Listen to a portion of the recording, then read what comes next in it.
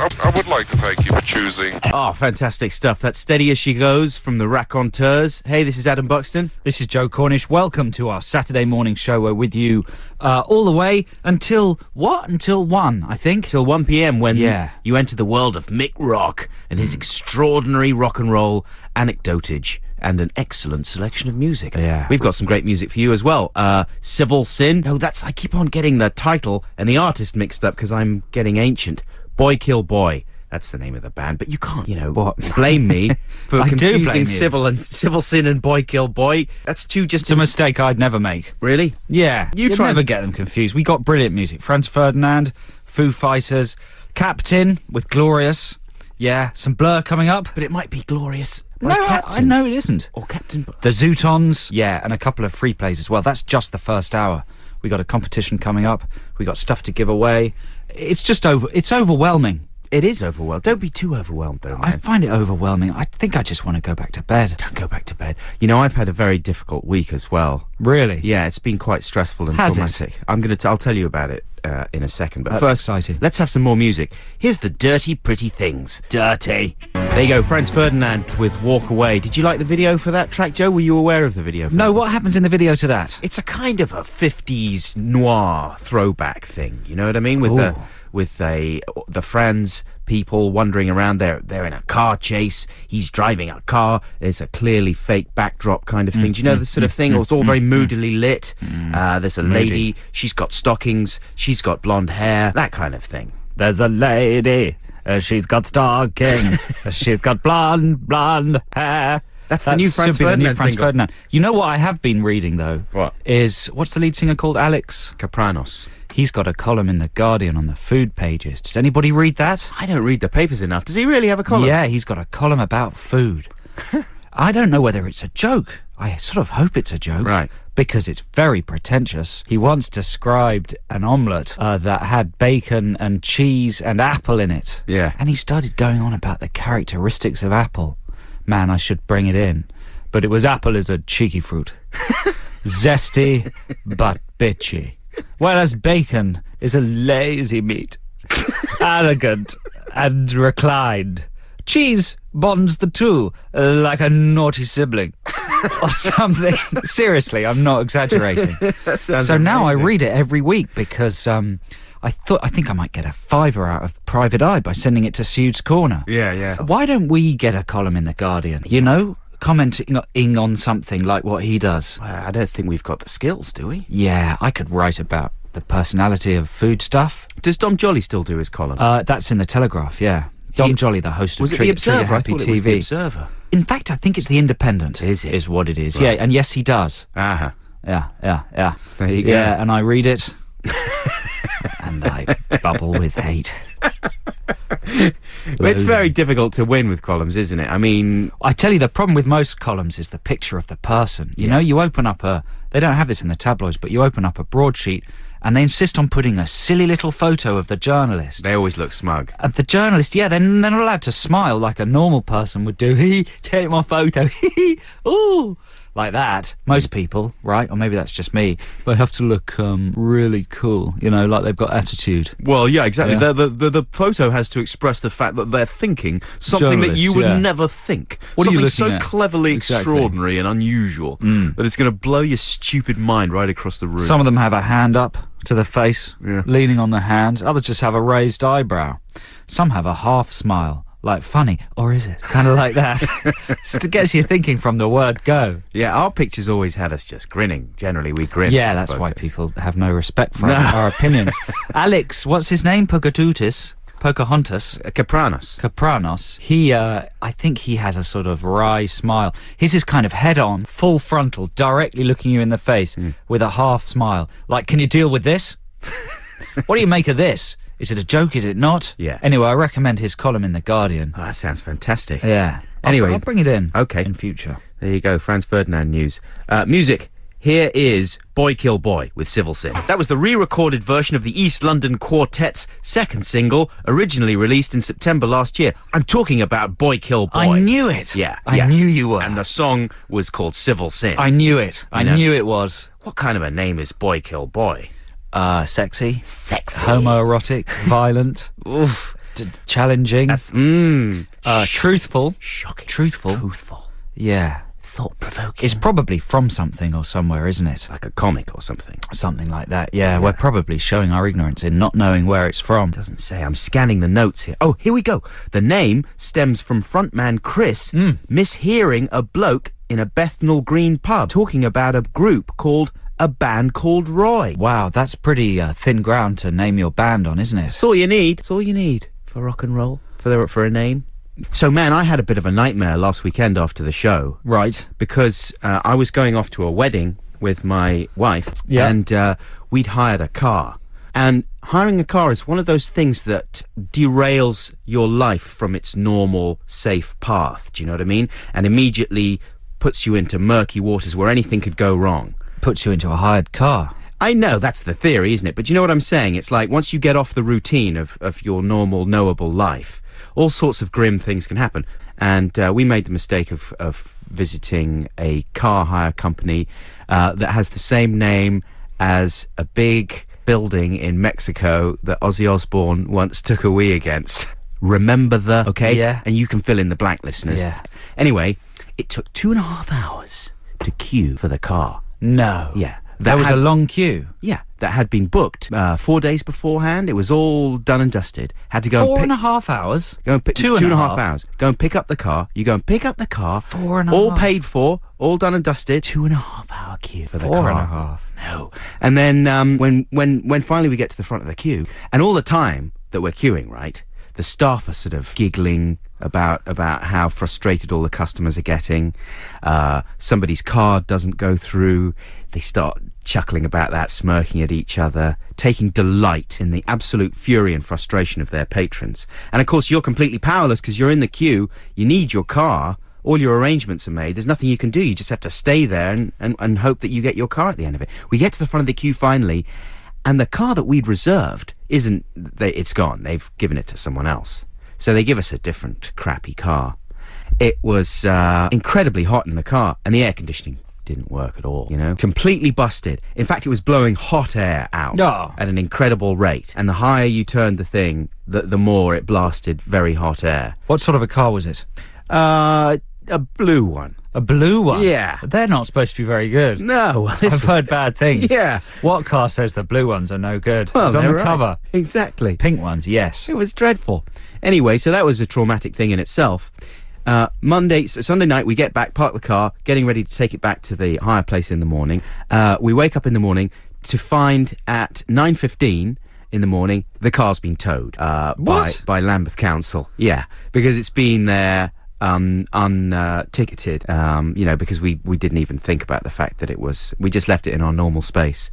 But it's... And you didn't have your residence thing on. parking. No residence thing, so they towed it immediately. Yeah. As soon as they could. That's how it goes down. It's just... I mean, it makes you want to... and that costs about 150 quid, doesn't it, to get it out of that? 200 quid. 200 quid. £200.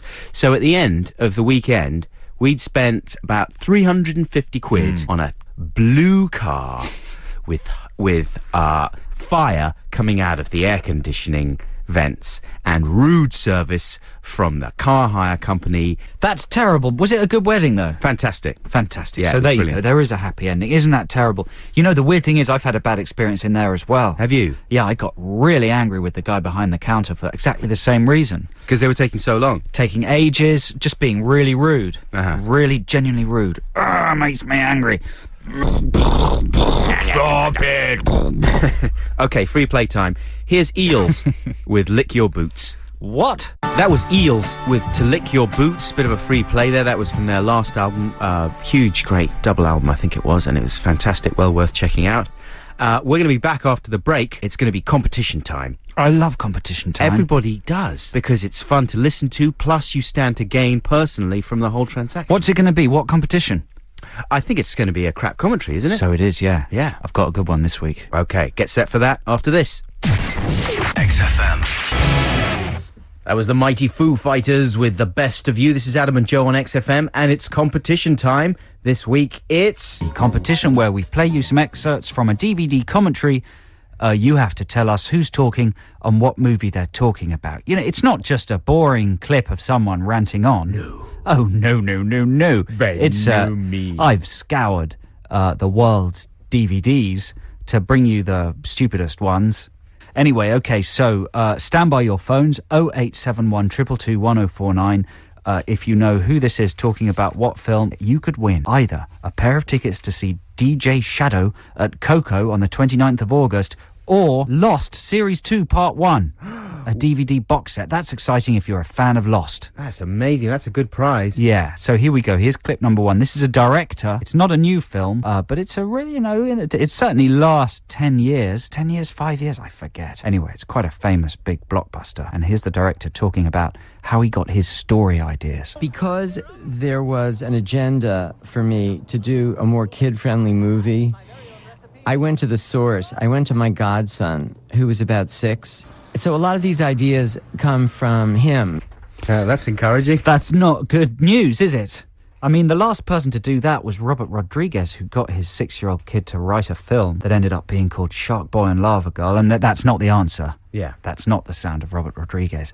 And that was the worst film ever made. It was certainly up there, wasn't it? Don't ask a 6-year-old for advice on anything. What could you ask a 6-year-old for advice on? Weeing on the floor. There you go, that's it. That's the extent of their knowledge. So, if you know who that is, 0871 222 1049, we'll make it a bit easier by playing you another clip.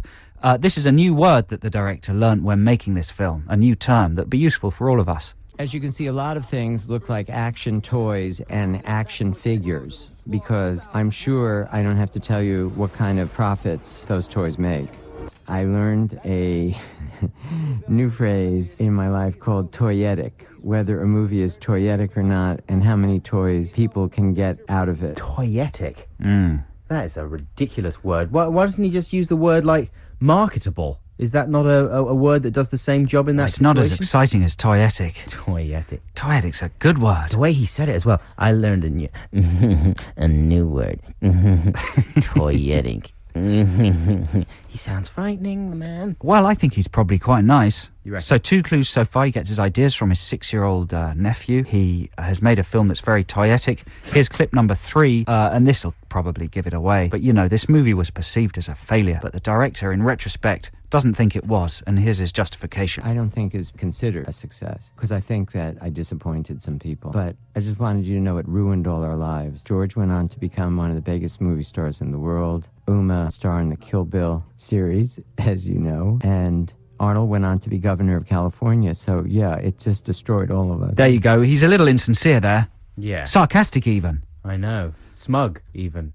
We can't go into that in any more detail without giving it away, but it's pretty easy. 0871 222 1049. If you know what director that was and what movie he was commentating on, you can win Lost DVDs or a pair of tickets to see DJ Shadow. If you know that, call now. Was Captain with Glorious. This is Adam and Joe on XFM. It's time to resolve our competition, Crack Commentary Corner for this week. And we have a caller on the line who thinks he knows not only the director's name, but what film he was talking about. Are you there, Derek? Yes, hello. How you doing? I'm very well, Derek. I'm just telling you that before you ask me, just to get that out of the way. You intercepted that. Yeah, I'm incredibly well, so don't ask. I'm right? very ill, Derek. Joe's very ill. Yeah, so don't ask about that. Don't bring it either. up, because he's very sensitive about it. Yeah. How are you, though, Right. Derek? I'm fine. I'm good. Very good, thank you. Man, our callers sound like they're in space today. We've got a space link up. Shall I tell you a secret, Joe? I didn't want to mention it before, but we're actually in space. Are we? Yeah, we're doing the show from space. Wow. Because it's cheaper, we get a tax break, and we're orbiting just over Greece, and it's looking nice. It does look nice. Looks lovely. It's very like Leicester Square. So listen, Derek, you heard the clips, right? Say yes. Yes. Yes, and we're going to play you one more clip just to, cement your correct answer. One more clip of this silly director. Are we going to do that, Adam? Yes. Oh dear, Adam headbutted his microphone. So Derek, stay on the line. We'll fade you down. We'll just play one last clip.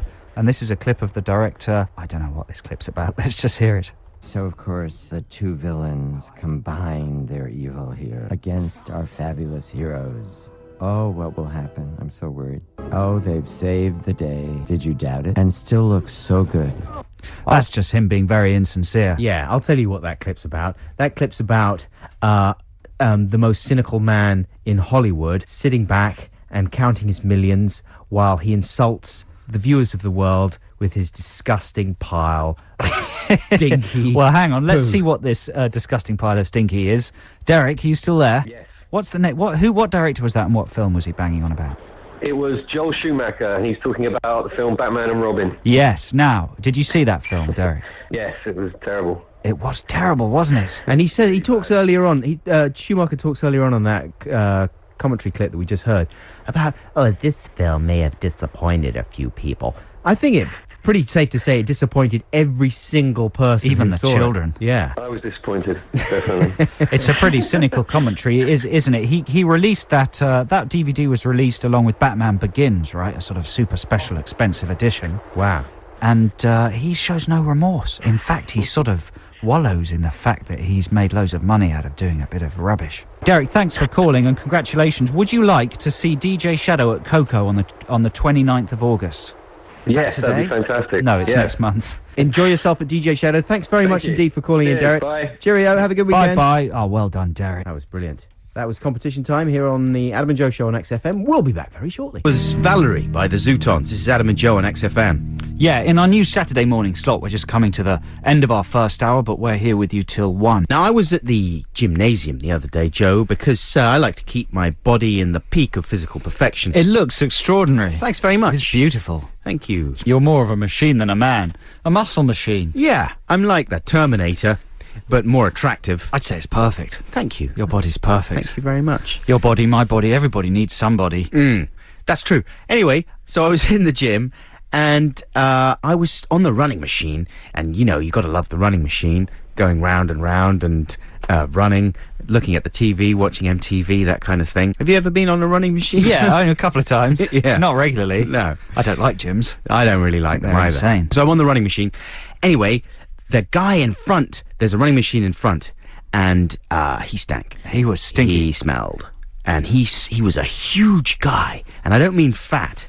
I just mean he's one of these chaps that's like really massive. Like every part of him is massive. I think he was a sort of rugby playing type of a person, do you know? Right. So he had huge chunky legs, like big thick tree trunks. And I realised that it's my least favourite physical characteristic on a man is massive legs. Do you know what I'm saying? Tree trunk legs. They intimidate you. Big tree trunk legs, and they often tend to be quite sort of hairless. I don't know if they intimidate me. It's a real personal kink. They turn me off. And I've got sort of chunky legs. Yeah. But not to that massive degree, Yeah. And it always makes me just think, that guy probably smells. And it's totally unfair and irrational. But Why would guy, there be a connection between Well, because- stinkage and large thighage? Because the two times that I've seen different blokes with huge tree trunk legs in the gym, Yeah. they have stank. What sort of a stink is it? A sweaty stink? A BO stink? No, wet dog. A wet dog? What kind of a stink is that? It's the stink you get from not washing your gym kit well enough. And you put it back on, and when you start to sweat, it sets it off again. Do you know what I'm saying? Right, It's so like a right. mildewy smell. Like here's the thing: you get it sometimes when you wash your clothes, but you leave them in the drum for too long before taking them out and drying them. That's a fungus. That's a kind of a fungus. Yeah, that's just the water going putrid. That's right. Yeah, but I'm not sure that's connected to the thighs. That's just his washing routine. That's his washing routine. But His in my thighs are mind, activating the fungus. What? Because the Yeah. thighs are so thick. They're so thick and they're bald. They're pushing the what? They're pushing the material, rubbing it, and therefore, I mean, they could be an advert, like a Unilever style Persil advert. Working out the science of this, I can see cross sections of thighs and animations to Yeah. illustrate the putrid fungus being released by the giant legs. by the giant legs. Yeah, I don't know what your problem is though with giant thighs. No, it's irrational. Have you got any irrational kind of body turn-offs? Oh, I tend to dislike growths. Any major growths. To double heads Major emerging from growth. the body. Yeah. But that's unusual, Catastrophic freakism. isn't it? Catastrophic freakism tends to unsettle me. I usually make an effort to, counteract it by being over-friendly. But you've got nothing like... I'm talking about like an irrational dislike of a physical characteristic in a man or a woman, like a woman with a pronounced jutting jaw or a flat nose or large ears. I tell you what gets me Yeah. is enormous earlobes. Ah. And some men have enormous earlobes. Old chaps do. Old Old blokes. chaps have enormous earlobes. Useless, great globules of flesh. David Lean, he had giant ones. Did he? Well, I agree. It happens when you get older, but sometimes you get it on young guys. Yeah. Just a useless amount of earlobe. Then, sometimes you get people with none. None at all. That's right. They I come think, in straight fact, out my of the earlobes ear. aren't that generous. They're not pronounced. They're no. not pronounced. It's almost just a flap of skin. But you've got one. You've got one. It's I've not got like one. it's not like it but comes it's straight almost out of like your face. Aquaman. Aquaman. Or what's he called? The Thames Barrier. What was he called, that superhero? He wasn't called the Thames Barrier. The Gemini Man. That's the fella. Was he called the Gemini Man? No, the man from Atlantis. The man from Atlantis, that's right. So what I'm saying is it's almost as if you've got gills rather than ears, Yeah. you know? Just flaps of skin. Like Gil Scott That's the Heron. closest I can get to it. But I think rugby players have to have very big thighs. They don't have to stink, though. Sort your personal regime out, big legs. This is Adam and Joe on XFM. We'll be back shortly. That was You're All I Have by Snow Patrol. This is Adam and Joe here on XFM on a Saturday afternoon. And don't forget that from 12 till 1, it's the X List here on the show. So you can text us, 83XFM, or email adamandjoe@xfm.co.uk with any requests of kind of classic indie moments, isn't it, Joe? That kind of thing. Yeah, that's correct. Now, Joe, I was a bit worried this week because I feel as if I'm turning into my dad in lots of ways. And I know you've mentioned this to me before once or twice when I've been particularly grumpy. But this was just things that I found myself saying to them that I thought, oh, God, I can't believe I'm actually coming out Saying with to your that stuff. parents? Or No, saying to your kids? saying to my children, Right. you know, that my parents used to say to me, and I'm just sort of saying it as a fallback, you know, without even thinking about it, just automatically towards them. I bet all these things are very wise. Okay, well, I see bet what these they- are all words of wisdom. Don't sit too close to the TV, I was saying this week. Very wise. What's the reason for that? Because it's bad for your Bad eyes. for your eyes. It can't Yeah. be that bad, can it? Yeah, it's pretty bad, especially for child's eyes that are still forming. Yeah. Those eyes are still growing. Having said that, is it not true that your eyes are the only things that don't get bigger as you grow? I think that's right. Yeah, they stay When the you're same born, size. your eyes are the same size. Yeah. I once... Can that be true? it is true, that's the true. actual balls. Yeah, that's the true The fact. eyeballs. The eyeballs. Is that really so? That's so. Babies, that's why babies have big eyes. Exactly. That's why children have big eyes. Yeah. Well, you see, I once got that fact confused in my head, and I swore blind to someone in a big argument that the one part of the human body that stays the same size your whole life, from birth till death, is your head. Well, when was this? When did that argument happen? Probably not that long ago. No, this is like 10 or 15 years ago I remember having this argument. And these people were like, what? Your head? So like a baby's head is the same as a fully grown adult's head? That's simply not true. No, of course it's not true, and I was completely insane. But I just dug myself so deep into this hole of erroneousness, I couldn't get out of it again. I did the same thing once with an argument about how fast supersonic flight was. I swore blind and got really angry about it and just said, you're so stupid, don't you realise that supersonic flight, i.e. Concorde, went at the speed of light. Yeah, that's much too fast. Yeah. So don't sit too close to the Don't TV. sit too close to the I TV. think you're right. I think that's important for kids. Yeah. Because TV's exciting. I tell you the other thing, Adam, is televisions have got bigger and more powerful since we were children. So if anything, you should make them sit even further away than you did. In the next room. Imagine all the lethal things that are coming out of that telly. Lasers, Poltergeists, videodromes, Sillet bang, subliminal advertising. No, I Tell them found to face myself the saying- other way, in fact. Yeah, just get out. No TV. No TV. Bible. Yeah. Um, Get in the cupboard and read get the in Bible. the cupboard and read the Bible. Here's the other thing. Now, this is the thing that really gets me about being a dad. Put the DVDs back in their boxes. Oh, would you please? Come on, you can relate to that, right? Yeah, I don't like grubby fingers over the DVDs. I mean, it's maddening. These things why do cost... you let them touch the DVDs? They shouldn't be allowed to. And so they just grab the things and they take it out of the player. They don't put it back in the box. You know, they put the thing face down. It scratches up the silver side. What are they watching? Zombie flesh eaters? Private in Seychelles? What kind of things are they watching? Debbie Does Dallas, that kind of thing. Really? Yeah. I hope you've put all that stuff on the top shelf. Yeah, no, that's all on the top shelf. They don't, but that's something that you can relate to, and most parents can relate to. That's fury and frustration with not treating the DVDs properly. Do you think I'm turning into my dad for that? I think you are, yes. Oh, no. But you should be proud. Your dad's a good man. Shall we have some music? Yes, music. Here is Keen. That was Break the Night with Colour by Richard Ashcroft. This is Adam and Joe on XFM.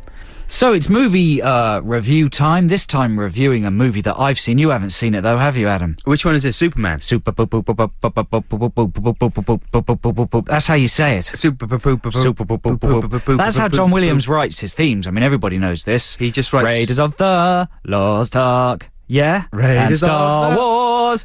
They're having Star Wars and super boop boop boop boop boop boop boop boop boop boop boop boop boop. What about Jaws? Jaws. Yeah, that one kind of works.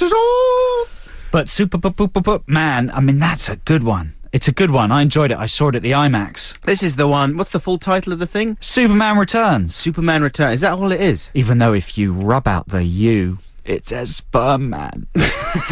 You can do that quite easily on the posters. You're dirty. I am stupid. Superman Returns. Superman Returns. And this is directed by the guy who... Brian Singer. Brian Singer, who He did... is a director what did X-Men 1 and Oh, yeah. X-Men 2 and The Usual Suspects.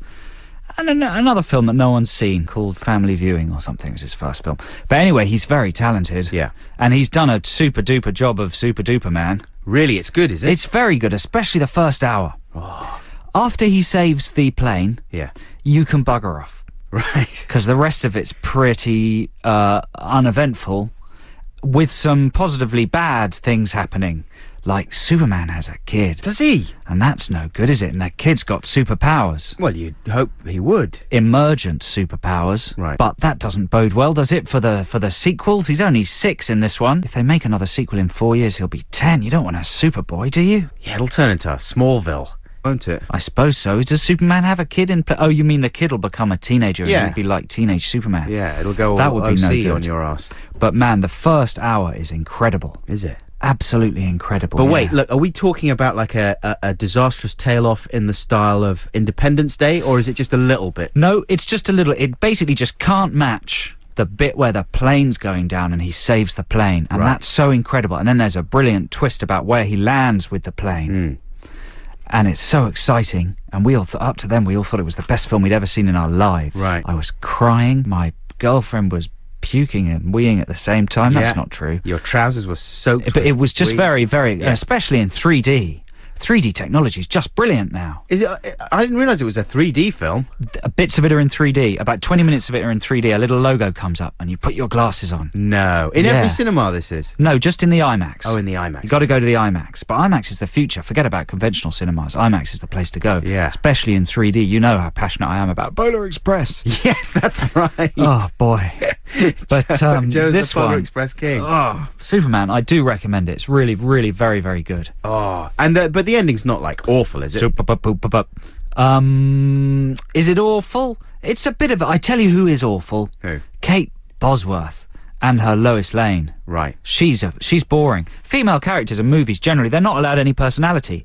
Because personality's sort of sexist, isn't it? All women have got to be amazingly strong and have no sense of humour. And you know what I mean? Yeah, they're The characters. closest to a sense of humour you're allowed to get is Jennifer Aniston, who just says whatever and stuff like that. Well, if women have a sense of humour... Yeah, women generally, if they've got any personality, they're either real harridans and all they do is shout and bitch Yeah. and they're really sarcastic, or they're kind of like Jennifer Aniston, slightly wet and ditzy or whatever. Ditzy. You know. But Kate Bosworth makes Margot Kidder's performance in the original Superman looks like a complete masterpiece. Well, it kind of was. It kind of was. She was brilliant. Yeah. I tell you what's even worse than female characters in movies are black female characters in movies. Oh, tell me. They've all got to be eco-warriors. They've all got to be into Mother Earth and the environment. Yeah. Can't have a sense of humour at all. Got to be really serious and angry about everything.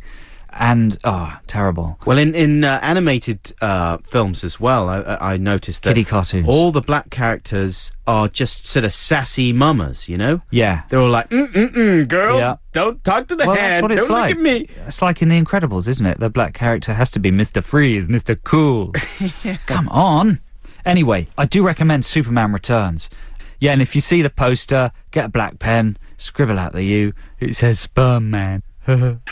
Everybody's happy. Okay, music time now. Here's a free play for you. This is Spoon with Small Stakes. That was Small Stakes by Spoon from their excellent album Kill the Moonlight. Stakes spelt how?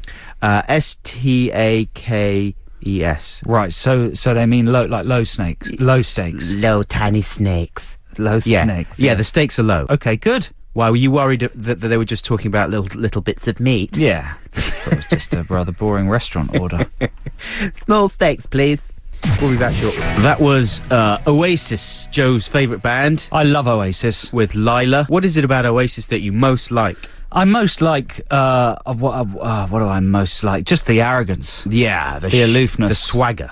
You know, weirdly, at this Superman preview that I went to see, there was a guy, I think he's a journalist, possibly for the NME, and he might be quite a well-known man around town, but he was dressed exactly like, like Liam. Yeah, Exactly like Liam, circa 97. right. So he had one of those hats on. You know, how would you describe the Liam hat? Like a sun hat thing.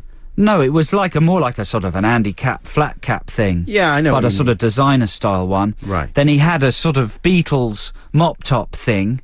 He had stubble. It's basically a mod look. Yeah. Yeah, but very recognisable as Liam Gallagher. Uh-huh.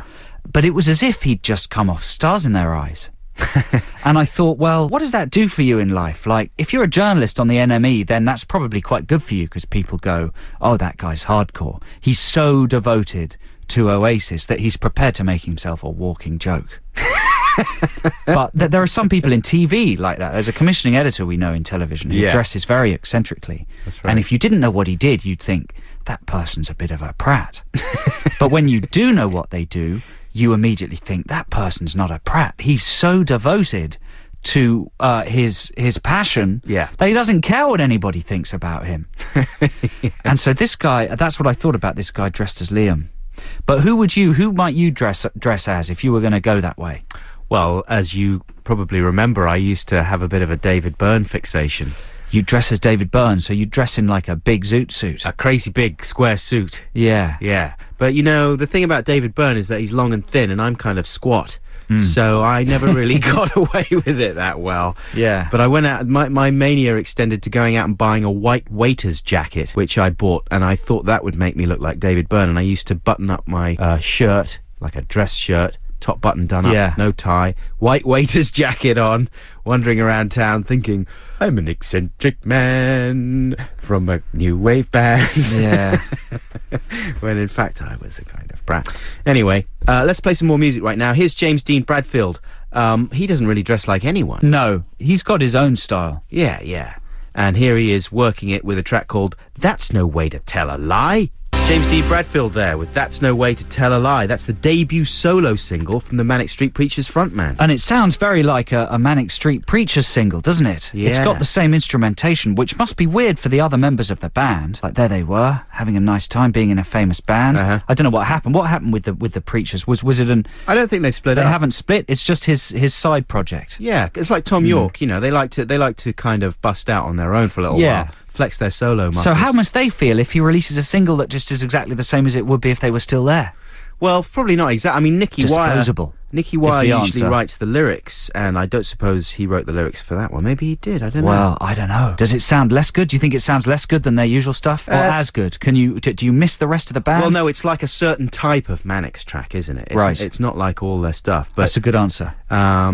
If I was the rest of the Manics, I'd be a little bit unsettled. Do you think you'd feel I'd a be bit spare? unsettled? Yeah. Oh. Be like when Ronan went solo from Boyzone. You know, one other fallacy. I mean, you release Life is a Roller Coaster. There's no going back. Is there That's for the right. rest of the band? No, exactly. That's true, isn't it? It is true. And here's another fallacy. When they go solo, they always complain that, no, the band hasn't split, everything's fine. Yeah. I'm just having But like it's the beginning of the holiday. end. It's the beginning. Like, what about Tom York? Exactly. His solo stuff. Exactly. Is that's the end of Radiohead? No, it's not. No, it's not. it's Yes, not. it is. Yes, Yes, it is. Internal ructions, surely, wouldn't you think? There's got to be. No, but I mean, sometimes it has the effect of making everyone happier to see each other, you know? Bringing people together, yeah. Exactly. Once you've gone out and proved a few things for yourself, then you come back, you see your bandmates, you realise that you're a stronger proposition when you're together. when you prove that you can't really do it on your own. Right, that's when you've had when a you go total out and failure. prove that you can't do it, then it's, hey guys, Hey, we're better suddenly I together. see the value. But when you go out and you make a record like Life is a Roller Coaster, then it's goodbye Boyzone. That's right. It's like you and me, though, isn't it, Joe? You know, I did that. I'm Ronan, and you're the gay one. All right, then. Now, which one are you from House of Pain? The very, very high one. Here's Jump Around. Okay, I think it's time for some advertisements right now. Very exciting time for us both. We're both big fans of the advertising world. Yep. And the little playlets therein. Little dramas. The little dramas. Hopefully it might be, Sue from Mel and Sue doing diarrhea pills. That's my favourite one That's your current favourite. Yeah. We can only hope. Windy Pops. Back shortly. That was Lily Allen with Smile. Now, she's the daughter of Keith Allen. Did we already talk about the video for that? No. Well, in the video's quite aggressive, isn't it? Her boyfriend dumps her. She arranges for him to be mugged. Yeah. Then she arranges for these naughty men to go round to his flat and burgle him, trash his flat, get his entire record collection, scratch up all the records. Oh. And it's very vicious and nasty. And it's intercut with her having a meal with him in a cafe and singing the lyrics of the song as if, she's Lily White. Does that make sense? She's Lily Allen. Instead, she's Lily Allen. Exactly. But I don't know. Well, I saw that and I thought, first of all, I thought it was a public information film about how to stop being, done over by a woman. Yeah. And then I realised it was a pop video and being presented as entertainment. And that made you appalled? It made me quite appalled, yeah. Well, there's a completely... They'll stop at nothing, the Allens. No. For stardom and celebrity. They'll stop at nothing. Ruthless. Anything. They'll do anything. Yeah. Appear in anything. It's a good single, though. It's a great single. I'm not putting them down. Yeah. I think that's a brilliant thing to do. There's an album coming out as well. Yeah, no, with the albums, we've got the album. I've got the album. We were sent it the other day. I haven't got the album. Well, that's because I nicked it. You nicked it. You always nick the good stuff. I'm a knicker-knocker. We're talking about pop videos, though, and especially the way that women treat men in pop videos. Women. It's got completely nuts, because I think the assumption is that women used to be treated as, pieces of meat in pop videos, right? Yes. So now... And they still are in the hip-hop world. That's true, I suppose. Yeah. Yeah, but that is true, isn't it? Take it from me. Yeah. But then they go too far the other way sometimes and treat men in a kind of outrageous way that you would never, ever treat a woman. Yeah, you know what? There's been quite a lot of think pieces about this in the papers, particularly in relation to the advertising industry, how men have become, completely wimped out by adverts. Yeah. Men are like the inferior race, and women rule everything, right? There was a pop video I saw the other day. Yeah, she's happy about that. Yeah. Our producer, she's a woman, you see? Yeah, get in the corner, Xanthi. Just stop nodding. Put on a bikini and grind your booty. That's right. But no, there was a video I saw the other day where it was like a whole bunch of sexy women with little bikinis on, and they had a sexy man, right? And he was just wearing a thong, and he was sort of oiled up, and he looked like a dream boy or whatever they were. They were called, those stripping men. You tell us, they're your dreams. Who are the Chippendales? There you go. There we go. He looked like a Chippendale. And they had him strapped to a chair, and they were humiliating him and throwing things on him and slapping him around and just treating him in a totally outrageous way. And you thought, if this was reversed, if it was a sexy woman strapped to the chair and there was a load of sexy men doing this to her, it would be the most appalling thing you'd ever seen in your life. You know what I mean? No one would stand for it. So I don't see why it's necessarily okay the other way round. Yeah, I don't know. I think it should just be free for everybody. What? Anyone should be allowed to strap anybody to a chair. Yeah, Yeah. Sexy. I would like to thank you for choosing. That was Modern Love by David Bowie. And before that, you heard Sun Hits the Sky by Supergrass. This is Adam and Joe. It's the X List here on XFM for the last hour. So keep those requests coming in. We look at everyone. Sorry if we can't play your one, but we're doing our level best. Mainly it's about the music. We're just going to play a whole bunch of great music for you this hour. I love Modern Love by David Bowie. That's an absolute peach of a song. I don't want to go out. I want to stay in. Get things done. Does anyone care about David Bowie's Modern Love? Do the kids still know that record? Is Let's Dance an enduring album? It's a classic. Do kids have it in their back catalogue? I would have thought they had Heroes or maybe the best of Bowie. Do they have Let's Dance? Yeah, I think it's considered a classic album, a classic Bowie album. I mean, it's the last classic Bowie album, really. Yeah. At the, it was beginning of the 80s, wasn't it? The beginning of the end. It was the beginning of the end. For Bowie. For me, it was a difficult one to love, because it was so commercial. It's very poppy. So different from his previous stuff. Different. During the 70s. Different, did you just say? Yeah. Is that what you'd be like if you're a music journalist? Different. You said different, I was repeating I know. It just amused me that you repeated it. Different. Yeah. Yeah. I'm making notes, you see. Different. Yeah. That'll be my subheading. Different. David Bowie's new album is different from the last. He has not re-released the previous one. He has done new songs. Anyway, exciting stuff. Get your texts in, 83XFM, and we'll try and play them. All right, we've got a track from the Chemical Brothers right now. This one is going out to Paul Brampton, who is listening to the show and enjoying it very much. From Pinner? Paul and Sophie, the sinner from Pinner. Enjoy this. Chemical Brothers there with Star Guitar. Is that the one in the video when they're on the train? And it keeps repeating And all the repeating. buildings are going to the beat. And he's going to the beat. And Yeah, that's clever. I love that video. Clever idea. It's directed by Michel Gondry, is it? Yeah. Yeah, he does all the good ones. He's a genius. He's a musical genius. He's a musical genius. We got a caller on the line. His name is Tom Price. Hello, Tom Price. Hello there. What's going down? How's it hanging? It's all good. It's all good. How are you? That's good. I'm glad we've used three hip phrases. What's going down? How's it hanging? It's all good. Yeah. What's the nut butter? No, Adam. Oh, You've messed it up. sorry. Tom Price, are your jeans like really low? Is your bum sticking out? No. No. Don't do that. Well, you want to do that because all the kids are doing that. Oh, right. Get with it. Are you on a skateboard now? I am, actually. I just came off a bit. Oh, Did you? Yeah. Hey, Tom, are you enjoying the show? Yeah, it's great. It's really, Yeah. really good. Hey, thanks very much, Tom. Put him on the spot a little bit. Well, you know, some people would say no or come with some complaints. I think our listeners are quite, what's the word? Forceful. Yeah, you reckon? Got the courage of their convictions. That's true. That was isn't an it? honest response. Absolutely. What would you like to hear, Tom, on the X list this afternoon? Can I have Morrissey, first of the gang to die, please? first of the gang was the one to die. He was the first of the gang to die. There we go. Was that good enough, or do you want to hear the actual record? That was pretty good, but the record would be good as well. All right, mate. Fair enough, if we must. There we go. Thanks, Tom. This is Adam and Joe on the X list. It's Saturday afternoon. This is Morrissey. That was Morrissey with first of the gang to die. And that was going out to Tom Price from Islington. Tom, hope you enjoyed that slice of Moz, the Manchester Pope of Mope. They always put that on the notes. That's still on here. The Manchester Pope of Mope. Yeah, he's the Wow. Pope of Mope. Is there always a Pope of Mope? I mean, when he dies, will they have to get someone else? There will be a Will great there big be ceremony. a ceremony to Yeah. crown the Pope of Mope? Wow. I mean, there's almost like a music, because there's the King of Pop, Uh-huh. there's the Pope of Mope. Are there any others? What's Madonna? She's the Slag of... the slag of handbag. The slag of handbag. You need a place rhyming with slag. The slag of, I don't know, there's probably somewhere in Wales. Modrag. That was Waterfall by the Stone Roses. This is Adam and Joe on XFM, London's 104.9. That was requested by David Cox in Hampstead, who's apparently in bed. He's in bed. I wish I was there too. Not in bed with you, David, but just in bed. Wouldn't it be nice to do the show from bed? I know, you can only get that kind of... Didn't John Peel do that? Well, John He did Lennon it from did his it. house. Yeah, John Peel did it from his house. I don't think he ever did it from Get it his... to your house, then it's just bed. a short distance to get it to the bed. You know, the alternative is just to come in our dressing gowns and slippers.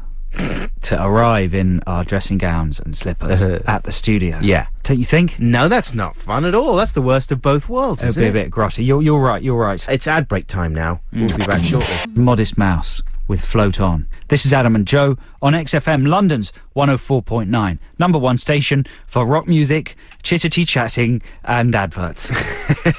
In the world. Now, Joe Cornish, this may seem a little trivial, and I know usually we deal with news topics on the show, Yeah. but forgive me because it's bugging me. Would you consider a Jaffa cake? Would you consider it a cake or a biscuit? Well, the Jaffa cake is described on the packaging as a cake. Yeah. The Jaffa cakes are cakes, hence Jaffa cake. Exactly, the clues. So in the- I'd describe it in the as name. a cake. Yeah. Yeah? But I appreciate it's a biscuit-sized cake, so I'd like to offer you this. Yeah, well, Biscake. biscuit. It's a biscake. Sounds like a different expression, doesn't it? What? But it's a biscake. A biscake. You know?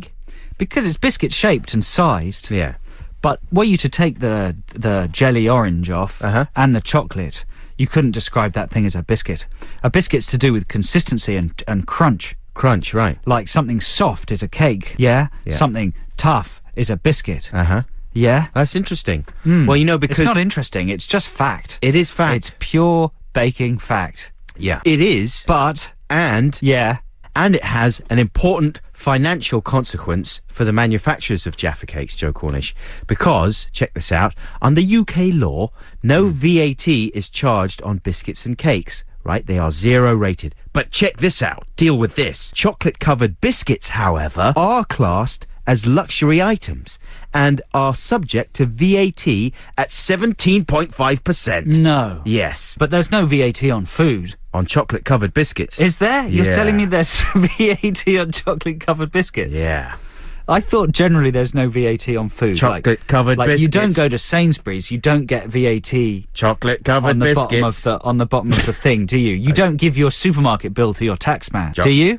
For Adam your- Buxton. for your chocolate Do you covered give your biscuits? accountant your supermarket receipts? No. Exactly. And you certainly don't get a separate, here's your receipt, sir, for your shopping. I'm just And quoting- here's your biscuit receipt. I'm quoting- Here's your luxury good receipts that you can declare to your accountant. Doesn't happen. You're quoting what? I'm quoting... Wikipedia. I'm quoting the facts from Wikipedia. Wikipedia. You know that Wikipedia is mostly rubberpedia. No. In 1991, this Yeah. was challenged in court. So I don't think they would have had like a court case. At one stage, the judge would just say, "Has anyone considered the fact that none of this is real?" Surely we're all wasting our time. I've heard from Joe Cornish. He disputes the fact that any of this is actually You're real. missing out the middleman, which is Wikipedia. In 1991, the question of whether Jaffa cakes were cakes or biscuits was challenged in court. Now, this may have been because their Jaffa cakes are about the same size and shape as some types of biscuit. The question that had to be answered was this: what criteria should be used to class something as a cake or biscuit? McVitie's defended the classification of Jaffa cakes as a cake by producing a giant Jaffa cake Wow. to illustrate that Just their... to distract the jury. Yeah. Oh, it's a giant You're not guilty. Made the Can I have cake, a it bit? looks like a chocolate UFO with an orange alien inside driving A it. big flat orange alien. No, they produced a giant Jaffa cake to illustrate the fact that their Jaffa cakes were simply mini cakes, right? So Yeah. they just blew the whole thing up and said, look, it's a cake.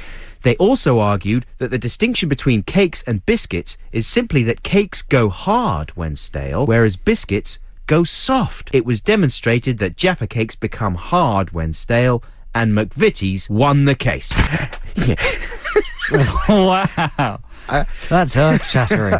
I threw my piece of paper across That's amazing. like a lawyer. That's amazing. Yeah, because I feel as if I've won my case here and given you some facts. Wow. Now, what? I really didn't follow that at all. There was a court case. McVitie's had something to do with it. A giant UFO landed. It had a big flat orange alien. The jury were so amazed and excited by the giant cake that they threw the case out. Is that what happened? Yes. Oh, we've learned so much. But in conclusion, a Jaffa cake is a cake because it's cake. called a Jaffa cake. Music time right now. This is a free play, and we're allowed a free play every now and again, even in the X list. And this is one that I hope you'll enjoy from a classic album by a classic XFM artist. Beck is the artist, Mutations is the album. This is Cancelled Check, and it's going out to Garth Jennings. This is Adam and Joe on XFM. Listen, we've got a caller on the line. It's Meg. I think she's at work. Hello, Meg. Hi. Hey there, now you're cheekily calling from work, so we've got to make this quite quick, otherwise you might be fired, right? Absolutely. The boss is on the prowl. Yeah. Yeah. Where do you work, Meg? I'm working for a small charity in Fulham. Oh, man. And you're just giving charity stuff to anyone small? No, it's for profound and multiple learning disability. Yeah, that's put you in your place, hasn't it, Adam, with your facetious comments? Here, feathering your own nest by doing a lazy radio show while other people are raising money for people with proper difficulties. So are they all small, the people with... Okay. Now, what are you going to request, Meg? Crash, please, by the Primitives. Yes, very good choice. Meg, best of luck with all your fundraising. Thank you very much. Just believe in yourself and you, believe in the world, and everything will be fine. I'm small. you. Am I getting any money out of it? No. As usual, nothing. Thanks very much. Enjoy your song, Meg, and your Thank you. charity. That was the Primitives with Crash. This is Adam and Joe on XFM. It's the X List here, the final hour of our show on a Saturday afternoon. We'll be back shortly. XFM. That was the kind of plastic punk stylings of Green Day with Warning, taken from the album Warning, all right? So just think about I have been warned. You know, have you ever seen Green Day live, Joe Cornish? What, in the flesh, live? Playing music at a festival or anything like that? No. They're very good. And one of the things they often do is get a member of the audience up to actually play guitar on one of the tracks. Right. You know, they'll say, who wants to play guitar? Everyone puts their hands up. They say, well, you gotta know a few chords, you know, so it can't just be someone who's never played the guitar before. Yeah. But you don't have to play very well. They get the person up, the fan comes up, you know, shaking with excitement, and they say to them, okay, this one you just play a D, a G, and an F, and, you know, chances are the fan will already know it. And off they go. They play along with That their... must be really exciting for the fan. Amazing. Can you I never imagine? trust that kind of thing. Ever since Bruce Springsteen pulled Courtney Cox out of the crowd. Yeah, exactly. I never trust that. She was Courtney Cox. She's an actress. That's right. Well, that was a video, though, not a live gig. I mean, it was a video It was of a live video gig. of a live gig. Yeah. You know, that's how... You know who I mean by Henry Rollins? Yeah. Hank Rollins. That's how he became the lead singer of Black Flag. By being pulled out of the crowd. Yeah. That's amazing, isn't it? I know. They used to do that as well. Black Flag used to just get their fans up and sing, and Hank did such a good job that he was... Does it ever work the other way? Do they ever just push a band member into the crowd and say, stay there? That's where you belong. Go back. That's right. Throw them back into the sea. It's like fishing, isn't it? Into the sea. Yeah, the sea of people. The people sea. The people sea. Well, that's people pretty much it for our show this week. Yeah, thanks for listening. We'll be back at the same time next week, 10 a.m. till 1 p.m. with more exciting chit-chat and music and adverts. Don't forget, if you haven't signed up for the Adam and Joe podcast, get to it right now. This very moment, find a computer and sort your lives out. You know, these things are free. They're Don't be enjoyable. aggressive about it. You'll put people off. That's true, isn't it? Yeah. Do it if you want. Don't if you don't want. No, you have to. They're free and they're fantastic. It's like the boiled down best bits from the XFM show, plus never before heard nuggets specially created for the podcast. Yeah. So do check them out. Anyway, thanks for listening. See you again next week. See you next week. Bye. Bye. Love you. Bye.